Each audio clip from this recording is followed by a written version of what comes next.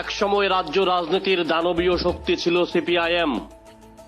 শরিকদের সঙ্গে নিয়ে দুই ধাপে মোট ৩৫ বছর ছিল ক্ষমতায়। ২০১৮ বিধানসভা নির্বাচনে ঘটে বাম দুর্গের পতন। এখন ২০২৩ ভোট যুদ্ধ দরজায় করা নাড়ছে। সর্বশক্তি নিয়ে ঝাঁপিয়ে পড়ছে সিপিআইএম সহ তাদের শরিকরা।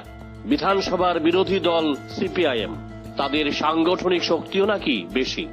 তারপরও ২৩ মহাযুদ্ধে বিজেপির বিরুদ্ধে একা লড়াই করার সাহস পাচ্ছে না কেন? তারা এখন সঙ্গে চাইছে কংগ্রেসকে। সম্প্রতি রাজ্যের আইন শৃঙ্খলা জনিত পরিস্থিতি নিয়ে বাম জোট একসঙ্গে কংগ্রেসকে নিয়ে দিয়েছে যৌথ বিবৃতিও।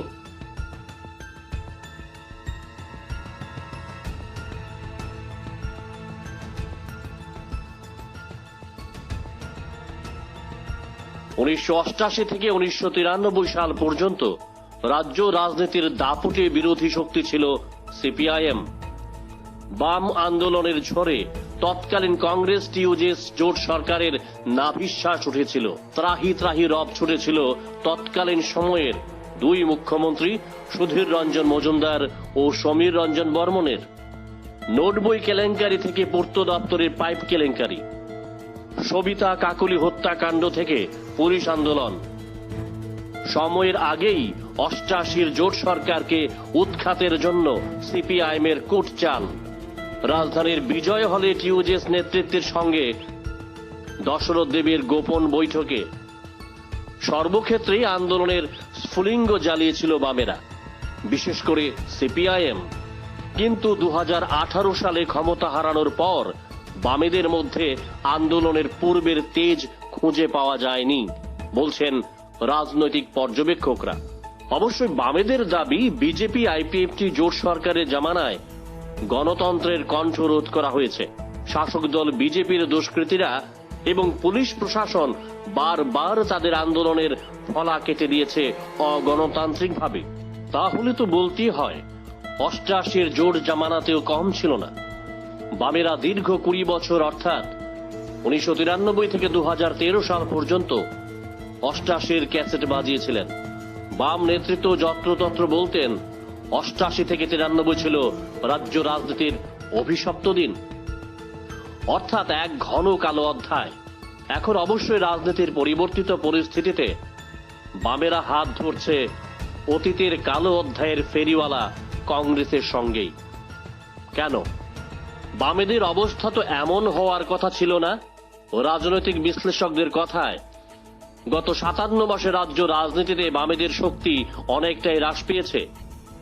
এক্ষেত্রে অবশ্যই থাকবে তাদের সাংগঠনিক দুর্বলতা ও উপযুক্ত নেতৃত্বের অভাব। নৃপেন চক্রবর্তী, দশরথ দেব, খগেন দাস, বিদ্যা দেববর্মা, অনিল সরকার, বৈদ্যনাথ মজুমদারদের মতো অতীতের দাপুটে দিকপাল বাম নেতাদের শূন্যস্থান পূরণ করতে পারেননি মানিক সরকার, জিতেন্দ্র চৌধুরীরা।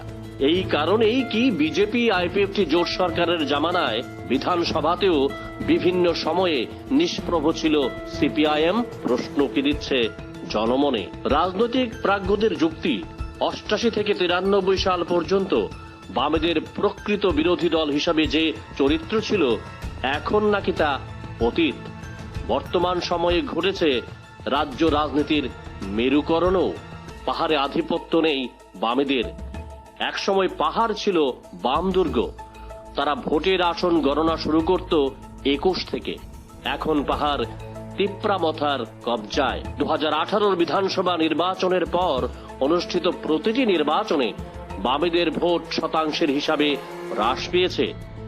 ২০২৩ বিধানসভা নির্বাচনে বামেরা একা বা কংগ্রেসকে সঙ্গী করে কি ভোট পার্সেন্টেজ ঊর্ধ্বে নিয়ে যেতে পারবে?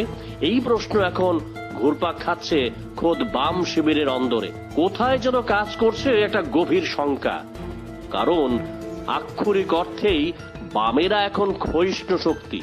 তার জ্বলন্ত প্রমাণ কালো দিনের ফেরিওয়ালা কংগ্রেসের সঙ্গে তাদের রাজনৈতিক আলিঙ্গন। Bureau report, jam 24।